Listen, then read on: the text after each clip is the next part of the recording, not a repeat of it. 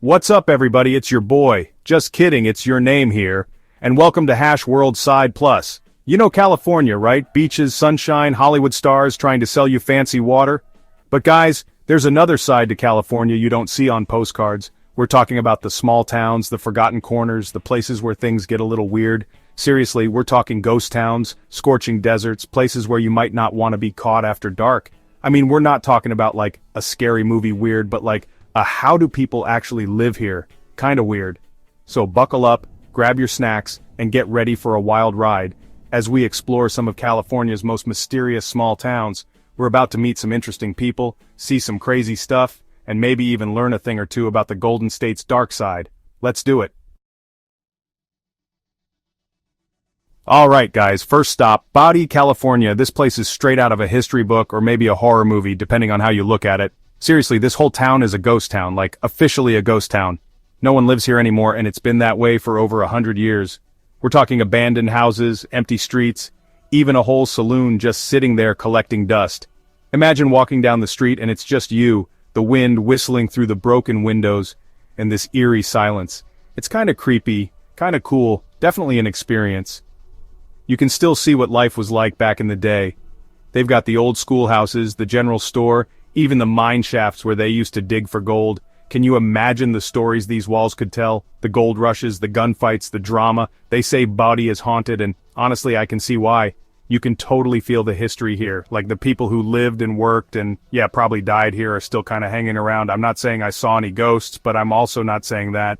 We spent the day just walking around, checking out all the old buildings and trying to imagine what it was like to live in Bodie back in its heyday. It's crazy to think that a place that was once so full of life is now just a ghost town frozen in time. You know, it makes you think about how quickly things can change, how nothing lasts forever. One minute you're living the dream, the next minute you're a ghost town. Deep, right? Okay, maybe not, but it's still pretty wild to see. Honestly, Bodie is one of those places that everyone should see at least once. It's a reminder of the past, a glimpse into a time when things were simpler, tougher, and maybe a little spookier. Plus, it's just plain cool to say you've been to a real-life ghost town. Just, maybe don't go alone at night, for safety. Next stop, we're heading to a place that's the complete opposite of Bodie hot, dry, and definitely not abandoned. Get ready for Death Valley Junction. Alright guys, we made it to Death Valley Junction. Now this place is the definition of extreme. We're talking scorching hot temperatures, like so hot you could fry an egg on the sidewalk. Not that you should, because that's just messy and probably unsanitary. But seriously, Death Valley is one of the hottest places on Earth, like, literally. They recorded the highest temperature ever here, a whopping 134 degrees Fahrenheit. I can't even imagine being outside for 5 minutes in that heat, let alone living here. But people do live here. Can you believe that? In Death Valley Junction, this little town that's like an oasis in the middle of nowhere. They've got a hotel, a gas station, even an opera house. An opera house in the middle of the desert, how random is that? We met some locals and let me tell you, these people are tough. They've adapted to the heat, and they actually seem to enjoy the peace and quiet of the desert. They were telling us about how clear the night sky is out here, how you can see 1,000,000 stars. Of course, we had to experience the heat for ourselves. We took a walk through the desert, and let me tell you, it felt like my shoes were melting into the ground. We even tried that whole fry an egg on the sidewalk thing, but it just made a mess.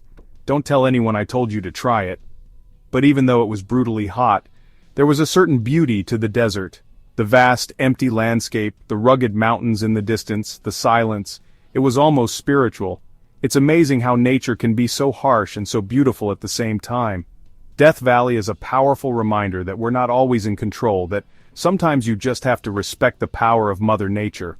Or maybe just stay inside with the AC cranked up. Just saying. Up next, we're heading to a town that's a little rough around the edges, a little dangerous, and a little, let's just say, interesting. Get ready for Trona, California. Chapter 3, Trona, California's Wild West. Okay guys, we're in Trona now, and I'm not gonna lie, this place is a little intense. Like, way different from the touristy vibes of Death Valley Junction. Trona is one of those towns that's seen better days, you know? It used to be a booming mining town, but now it's kind of struggling. The landscape here is pretty bleak too. It's like the desert decided to have a bad hair day. Dust, dirt, abandoned buildings. It's a little post-apocalyptic, not gonna lie, but you know what? Even with all that, there's a certain charm to Trona. It's like a diamond in the rough, a place where people are just trying to get by, to make the best of what they have. We met some locals who were incredibly welcoming even though we were obviously outsiders. They told us stories about the town's history, about the good old days, and about the challenges they face now. There's a real sense of community here, of people looking out for each other. It's kind of inspiring, actually. We checked out the Trona Pinnacles, these crazy rock formations that look like something out of a sci-fi movie. Seriously, they're these massive, pointy rocks just sticking out of the ground. No idea how they got there, but they're pretty awesome.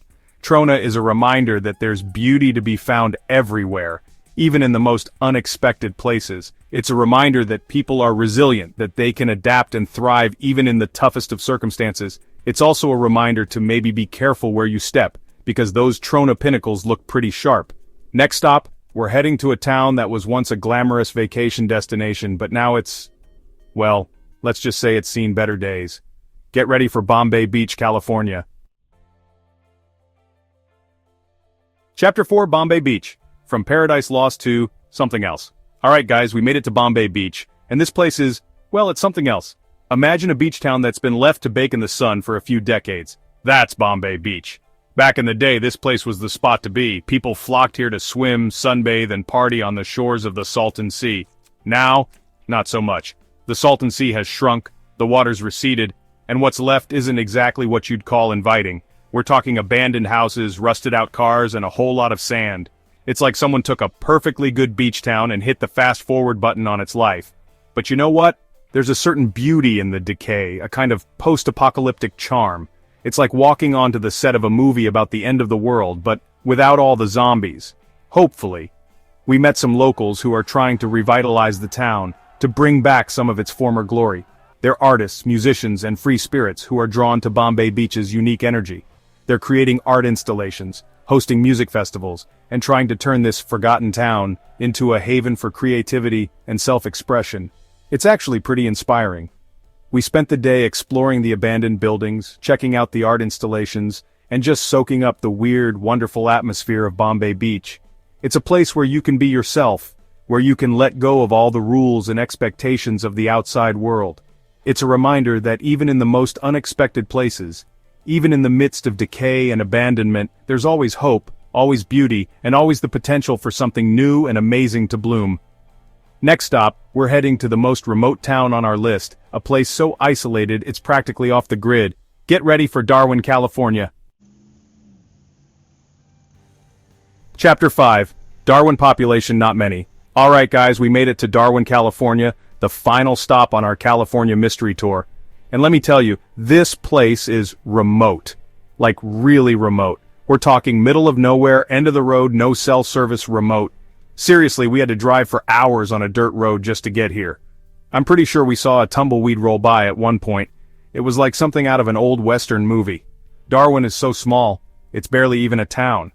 It's more like a collection of houses and trailers scattered across the desert. They say the population is less than 50 people, and honestly, I believe it. We saw maybe 10 people the whole time we were there, but you know what? The people who do live here, they love it. They're drawn to the peace and quiet, the isolation, the chance to live life on their own terms. They're artists, writers, and people who just want to get away from the hustle and bustle of city life. We met a woman who moved here from Los Angeles, and she said she's never been happier. She said the silence is deafening at first, but then it becomes almost meditative. She said she feels more connected to nature, to herself, to everything. We spent the day exploring the town, checking out the local art gallery, yes, there's an art gallery in Darwin, and just soaking up the unique atmosphere.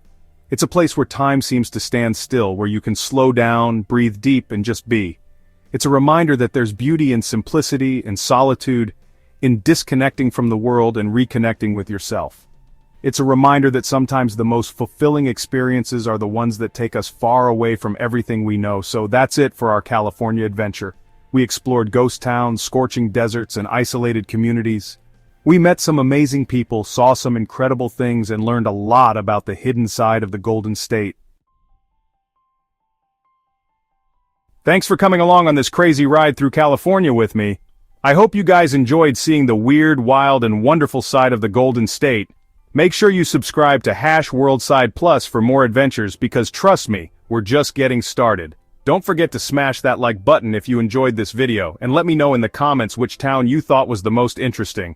Bodie, Death Valley Junction, Trona, Bombay Beach, or maybe even Darwin. I want to hear from you guys. Until next time, stay curious, stay adventurous, and keep exploring. See ya!